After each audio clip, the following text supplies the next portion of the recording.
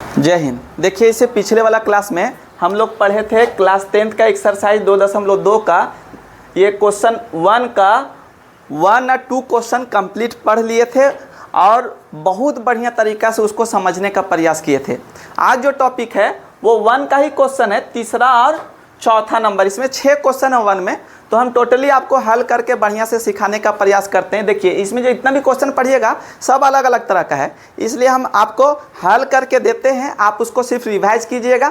यही सारा क्वेश्चन आपका एग्जाम में आएगा। आप लास्ट एग्जाम में देखिएगा, लगभग आपको लगेगा कि तैयारी हो रहा है मेरा। अभी से आप अगर ध्यान नहीं दीजिएगा तो लास्ट में लगेगा कुछ नहीं पढ़े, इसलिए अभी से आपको ध्यान देना है, बढ़िया से पढ़ने का प्रयास करना है। अगर आपको क्वेश्चन समझने में दिक्कत है तो आप कमेंट बॉक्स आपके पास है, उसको तुरंत आप कमेंट बॉक्स में लिखिए कि इस तरह का समस्या है, तो आपका समाधान किया जा सकता है। तो चलिए क्वेश्चन की तरफ हम लोग चलते हैं। देखिए क्या कहता है, इसमें कहता है शून्यकों की संख्या, मतलब शून्यक ज्ञात करना है। क्या चीज़ ज्ञात करना है? शून्यक और सत्यता का जांच करना है। योग और किसके बारे में? गुणांकों के बारे में। तो सबसे पहला काम रूल है, पहले होना चाहिए 6x का स्क्वायर, मतलब स्क्वायर वाला पहले होना चाहिए, उसके बाद x वाला आना चाहिए। तो यहाँ देखिए, पहले x वाला सजा लेंगे, यहाँ पर -7x लिखेंगे। इससे पीछे वाला जो क्वेश्चन था वो सजाने उजाने वाला काम नहीं था, सिंपल इसी तरह का क्वेश्चन था। -3 है तो यहाँ पर -3 और बराबर कितना हो जाएगा?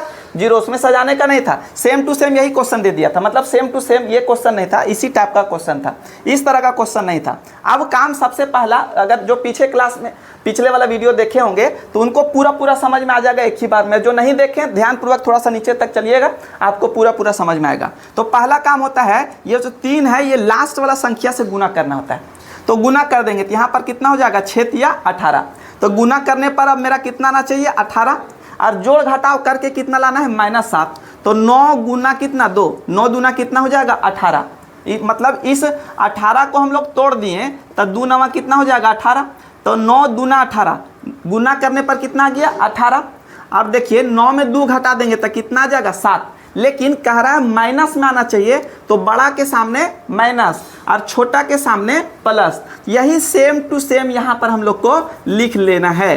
तो चलिए लिखते हैं हम लोग। यहाँ पर सबसे पहले लिखेंगे 6x का स्क्वायर, माइनस लिखेंगे यहाँ पर 9x, और ये जो +2 है यहाँ पर +2 लिखेंगे, और जो बच गया कितना? -3 बराबर बच जाएगा, यहाँ पर 0 बच जाएगा। समझ में आ रहा है कि नहीं? इतना लिखने के लिए आप सीखिए। अब काम क्या करना है? जोड़ा जोड़ा बनाना है। इधर भी 2 ठो, यहाँ सॉरी x आएगा यहाँ पर, तो इधर भी आपका 2 ठो आएगा और इधर भी क्या आ जाएगा? 2 ठो आ जाएगा। अब यहाँ से कॉमन निकालिए। देखिए 3 का पहाड़ा में 6 भी आता है, 3 का पहाड़ा में 9 भी आता है। तो जो सेम दोनों में मिलेगा, उसी जो मिलेगा उसको हम लोग को बाहर निकालना है। तो 3 का पहाड़ा मिल रहा है तो 3 बाहर, x दोनों जगह है, x भी बाहर। 3 का पहाड़ा कितना बार पढ़ेंगे? 6 आ जाएगा 2 बार, तो यहाँ पर 2 लिखेंगे। x 2 ठो था, एक बाहर कर दिए, कितना बचा? 1x, तो यहाँ पर x लिखेंगे। माइनस है तो माइनस, ये वाला भी x क्या हो गया? बाहर। 3 का पहाड़ा कितना बार पढ़ेंगे? 9 आएगा, 3 बार, तो यहाँ पर लिखेंगे 3 हो जाएगा।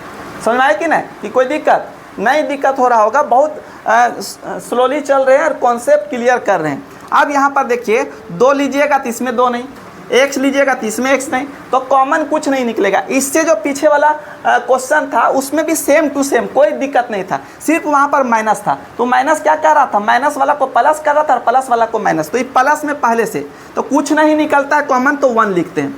ये देखिए प्लस है तो प्लस वाला को प्लस में छोड़ेगा, माइनस वाला को माइनस में। तो प्लस में थे, यहाँ पर लिखेंगे प्लस 2x, मतलब प्लस लिखा नहीं जाता है।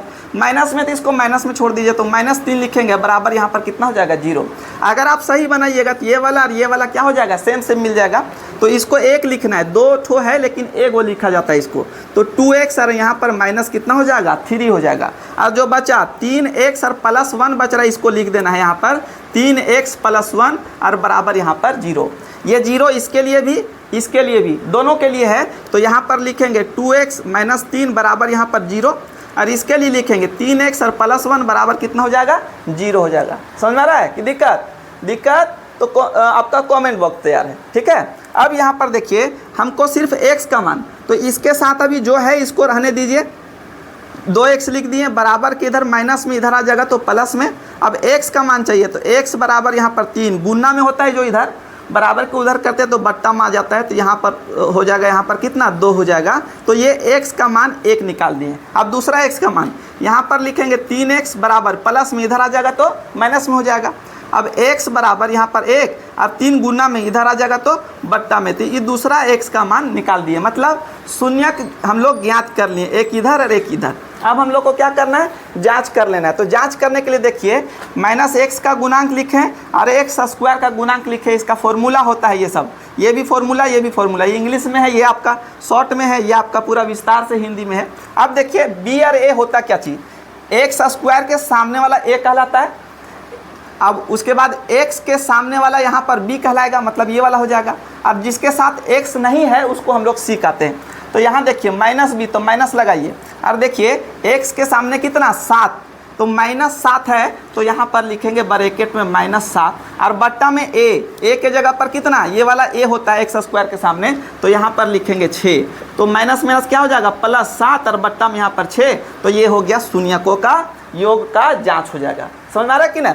अब यहाँ पर देखिए -x का गुणांक, तो माइनस है तो माइनस लिखेंगे, और x का गुणांक मतलब x के सामने जो संख्या है उसी संख्या को लिख देना है यहाँ पर, तो वही वाला हम लोग लिखे, सेम टू सेम वही लिखे हैं, है ना। और उसके बाद शून्यकों का गुणनफल, इसका फॉर्मूला स्थिरांक बट्टा में x² का गुणांक और c बट्टा में होता है। तो c जिसके साथ कोई नंबर नहीं, x नहीं है, तो देखिए यहाँ पर c, इसके साथ x नहीं है तो क्या है -3, और a का मान कितना है यहाँ पर 6, तो बट्टा में यहाँ पर कितना हो जाएगा 6, 3 एकम 3, 3 दूना यहाँ पर 6 हो जाएगा, तो -1 और बट्टा में यहाँ पर 2, और ये हो जाएगा आपका जाँच।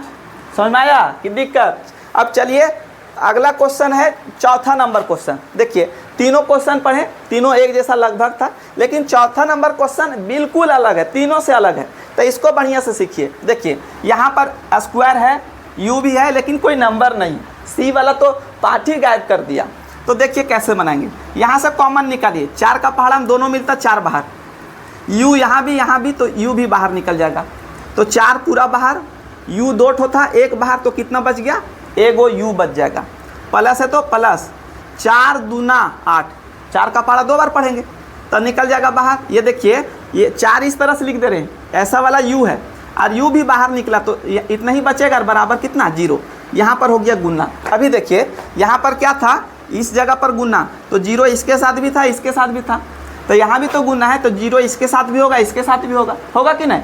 तो यहाँ पर लिखते हैं 4u बराबर कितना 0, और यहाँ लिखते हैं u + 2 बराबर कितना 0, तो u बराबर 0 बट्टा में 4, अब इसको भागा लगाइएगा तो 0 आ जाएगा, तो 1 आ गया आपका u का मान। और दूसरा निकालेंगे, u बराबर प्लस है, इधर बराबर के ले आएंगे तो -2 हो जाएगा, और ये हो जाएगा आपका दूसरा आंसर।